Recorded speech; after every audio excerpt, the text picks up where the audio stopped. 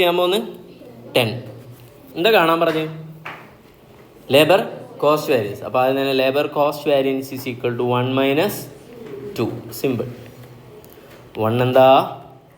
Standard hour into standard rate. Labour ആട്ടാ. Number 2 actual hour into actual rate. കൊണ്ടുപോയിട്ടല്ലേ? Okay. Standard hour,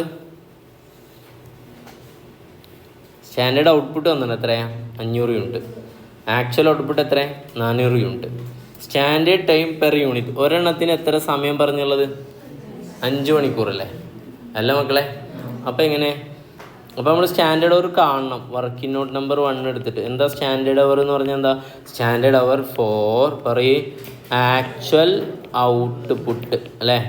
standard അവർ ഒരു യൂണിറ്റിനെ തന്നിട്ടുണ്ട് എത്ര? 5 മണിക്കൂറാണ്. പക്ഷെ 5 മണിക്കൂർ എത്രയാണ്? ആക്ച്വൽ ഔട്ട്പുട്ട് 400 യൂണിറ്റ് ഉണ്ടാക്കാനാണ്.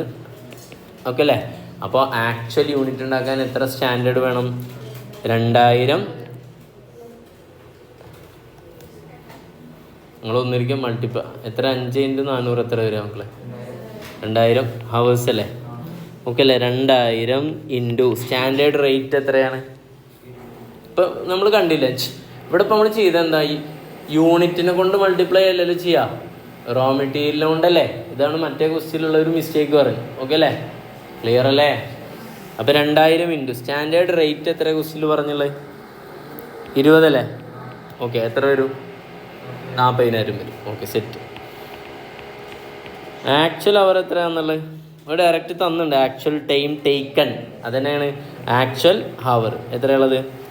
2200 ഇൻറ്റു ആക്ച്വൽ റേറ്റ് 25 കഴിഞ്ഞ് പരിപാടി കഴിഞ്ഞു. എത്ര വരും?